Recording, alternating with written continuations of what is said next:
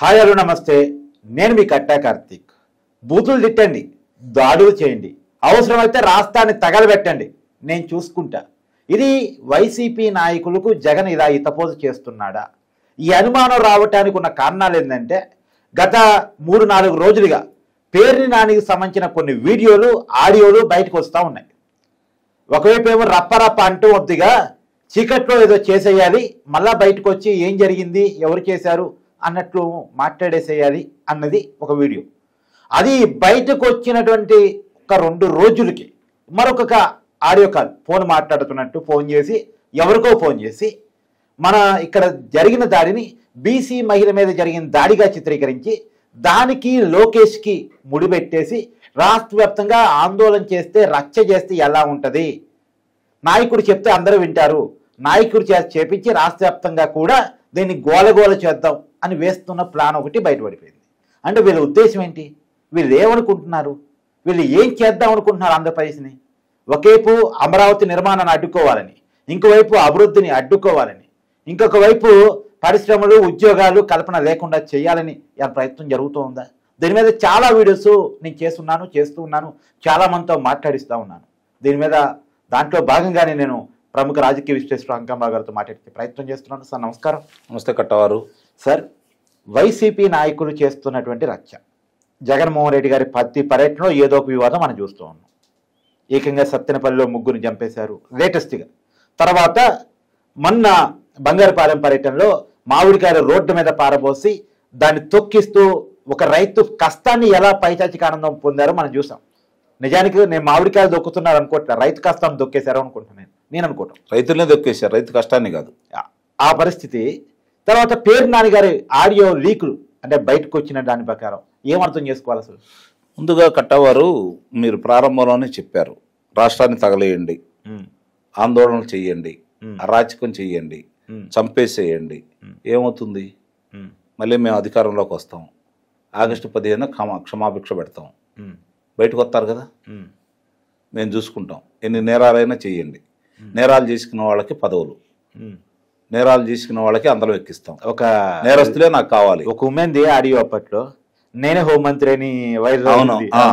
అంటే ఇట్లా అంటే దాన్ని ప్రేరణగా తీసుకుంటున్నారు చాలా మంది. కాకపోతే వాళ్ళు గమనించుకోవాల్సిన అంశం ఏంటంటే, సాంప్రదాయబద్ధంగా వచ్చినటువంటి ఓటర్లు దూరం అవుతున్నారని వాళ్ళు గమనించట్లా. 164 స్థానాలు ఈ కూటమికి వచ్చిందంటే అది చంద్రబాబు నాయుడు గారు, లోకేష్ బాబు గారు, లేకపోతే పవన్ కళ్యాణ్ గారు వాళ్ళని చూసి రాలా. గమనించుకోండి.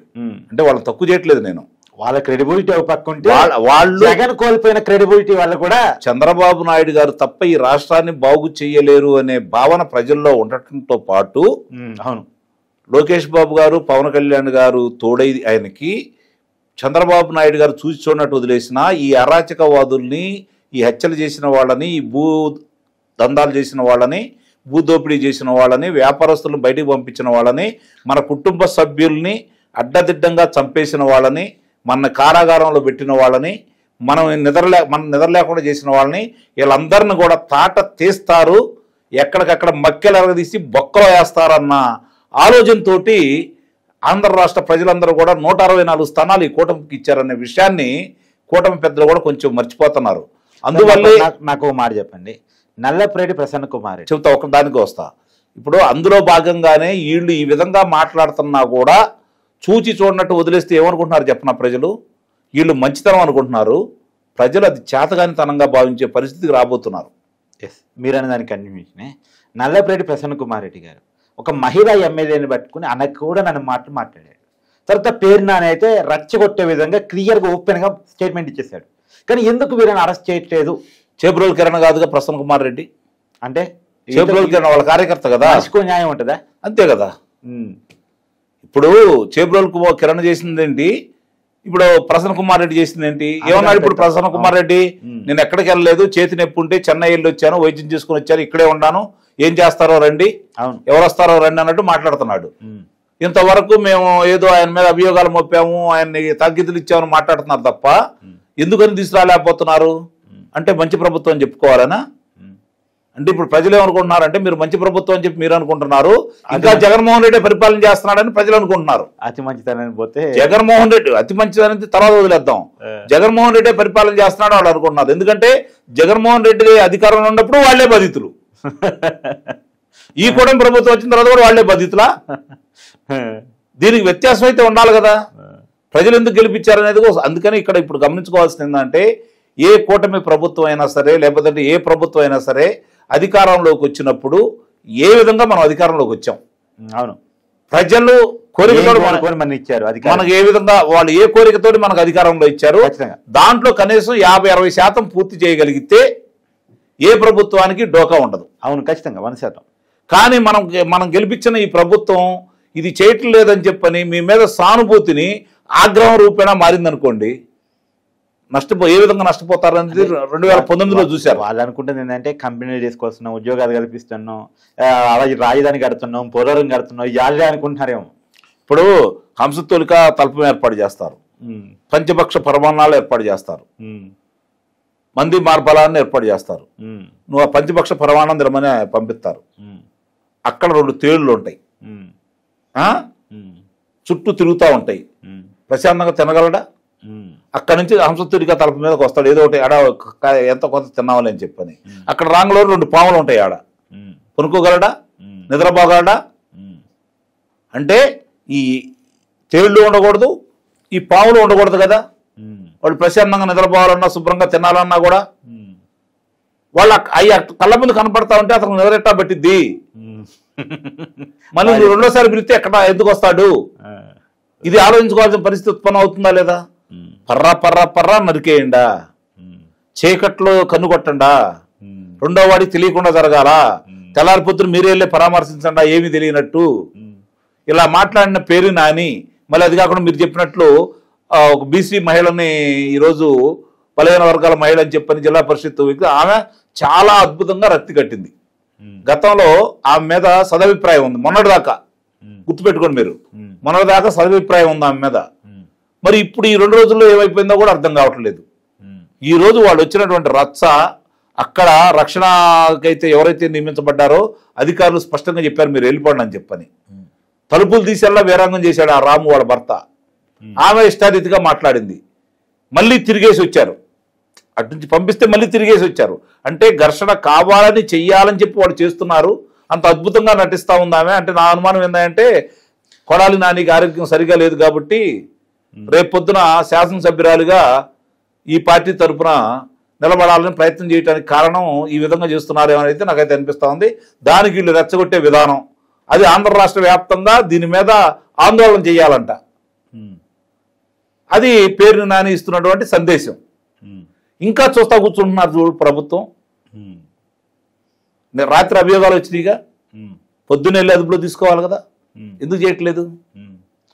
అభియోగాలు ఏంటో కూడా క్లియర్గా చెప్తారా? 305 పెట్టారు కదా, 305(2) పెట్టేశారు.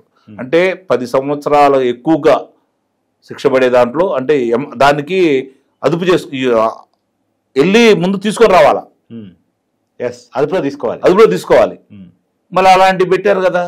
ప్రజలు ఈరోజు దానికి సంబంధించి వాళ్ళు ఫిర్యాదులు అయితే చేశారు కదా, ఇక మీ పనులు మీరు చేయాలి కదా. అతని ధైర్యం ఏంటి? ఆ రోజు బియ్యానికి సంబంధించి వాళ్ళ భార్యకి సంబంధించిన గోడౌన్లో బియ్యాన్ని మాయం చేస్తే డబ్బులు కట్టాము మన వదిలేశారు, మన ఏం చేయరు. ఆ రోజు మహిళ అన్నారు, ఈరోజు మహిళ భర్త అంటారు. అంతే కదా, ఆ రోజు మహిళ అన్నారు, ఈరోజు మహిళ భర్త అంటారు. నా జోలికి రారు, నన్ను రక్షించడానికి కూటమిలో ఉన్నారు, నాకేమీ కాదు. ఇదే కదా అతని ధైర్యం. ఈ ధైర్యం అతను ప్రదర్శిస్తున్నాడు, ఆ విధంగా మాట్లాడుతున్నాడు. మీరు ఇందాక చెప్పినట్టు రెంటపాళ్ల విషయంకి వెళ్ళినప్పుడు నాగమల్లేశ్వరరావుని విగ్రహావిష్కరణను కుటుంబాన్ని పరామర్శను 3 చనిపోయారు. అదేం జరిగిందో చూస్తానే ఉన్నాం. ప్రసన్న కుమార్ రెడ్డి చాలా స్పష్టంగా కళ్ళ ముందు కనపడతా ఉంది. బంగారుపాళ్యం రైతుల్ని మీరు అన్నారు మామిడి పళ్ళు వాళ్ళ పంటలని కాదు, నేను అనుకునేదంటే వాళ్ళనే తొక్కించాడనేది నేను భావిస్తున్నాను. ఇంకోటి రైతుల్ని కాకపోయినా రైతులు శ్రమ అయితే తొక్కించారు, అంత క్లియర్. అసలు రైతులనే తొక్కించారని నేను భావిస్తున్నాను. రెండోది అక్కడ సంబంధించి మీరు గమనిస్తే ఒక రైతు బయటకు వచ్చేసి అవును నా పళ్ళన్నీ ఇట్లా తీసుకుని వెళ్ళారు, మామిడికాయలు బలవంతంగా చేశారన్నారు. అతన్ని మాట్లాడిన దాన్ని అభియోగంగా తీసుకొని ఎందుకు అదుపులో చేయట్లేదు ఇప్పటి వరకు? అసలు ఆ రైతు బయట చేయాలి జగన్ లోపల వేయడానికి కదా. మరి ఇవన్నీ జరుగుతాయి. పైపెచ్చు ఆ మామిడి పళ్ళు రోడ్డు మీద వేసి తొక్కిచ్చినప్పుడు చూడటం కోసం వెనక్కి తిరిగి వచ్చాడు కదా, మళ్ళీ ముందుకెళ్ళిన వ్యక్తి మళ్ళీ వెనక్కి తిరిగి వచ్చాడు కదా జగన్మోహన్ రెడ్డి. ఏమో రోడ్డు మీద పాపం రైతులు బారబోసుకున్నారు, ఇంత కష్టం వచ్చిందా అని ఏమన్నా వచ్చాడేమో. అంటే అదే మళ్ళీ వెనక్కి తిరిగి వచ్చి ముందు వెళ్ళినప్పుడు ఏం కనపడలేదు కదా. అంటే ఇంత ప్రణాళికబద్ధంగా వాళ్ళు చేసుకుంటూ వెళ్తాను అంటే మీరు గమనించండి. అంతకు ముందు రోజే ఇదిగో పలానా ట్రాక్టర్ల నెంబర్లతో సహా చెప్పారుగా ఓ రైతు అక్కడ ఉన్నటువంటి చెప్పారు. అంటే ఇవన్నీ కూడా వాళ్ళు ఎంత ప్రణాళికబద్ధంగా చేసుకుంటున్నారంటే వాళ్ళకు మీరు అన్నట్టు పరిశ్రమలు రాకూడదు, పిల్లలకు ఉద్యోగాలు దొరకకూడదు, అమరావతి పూర్తి కాకూడదు, పోలవరం పూర్తి కాకూడదు, విశాఖ ఉక్కు నగరాన్ని ముక్కలుగా చేసి మనం రియల్ ఎస్టేట్లో అమ్ముకోవాలా, విశాఖకి రైల్వే జోన్ రాకూడదు, ఇవన్నీ రాకూడదు, విద్యా సంస్థలు రాకూడదు, వీళ్ళకి ఉద్యోగాలు రాకూడదు, పిల్లలందరూ ఆ మధ్యమత్తులో ఉండాలి, గాంజాయి సాగు చేసుకోవాలి. అప్పుడు కదా వాళ్ళు అధికారంలోకి వచ్చేది. అలాంటి వాళ్ళు కదా ఈరోజు వాళ్ళు కోట్లు వేసేది. ఆ ఆలోచనలో వాళ్ళు ఉన్నారు కాబట్టి మీరు అన్నట్టు రెచ్చగొట్టండి, తగలబెట్టండి, నరికేయండి, చంపేయండి, మేము చూసుకుంటాం. ఇదే సందేశం ఇచ్చేది ఏ రాజకీయ పార్టీ అయినా. దీని అసలు రాజకీయ పార్టీ అందామా మనం? నేనైతే ఎప్పుడు అంటాం మానేసి, మీకు చాలాసార్లు చెప్పాను నేను అది రాజకీయ పార్టీ కాదు అని నిస్సందేహంగా చెబుతున్నాను. కాకపోతే ఒకటి, వీళ్ళు కోరుకున్నట్టుగా ప్రజలు కోరుకున్నట్టుగా ఇతను మాత్రం ఇప్పుడు అదుపులో తీసుకోవద్దు జగన్మోహన్ రెడ్డిని. మిగిలిన వాళ్ళందరూ అదుపులో తీసుకోండి, ఇతను మాత్రం ఇట్లా రాష్ట్రం మీద వదిలేయండి. పేరు నాని అరెస్ట్ ఎప్పుడు జరగబోతుంది మీ అంచనా ప్రకారం? నాకు తెలిసినంత వరకు పేరు నానిని ఇవాళ కానీ రేపు కానీ ముందు తాకీదులు పంపించి పిలిపిస్తారేమో. 2-3 రోజులు అదుపులో తీసుకుంటారని అయితే నేను భావిస్తున్నాను. థ్యాంక్స్.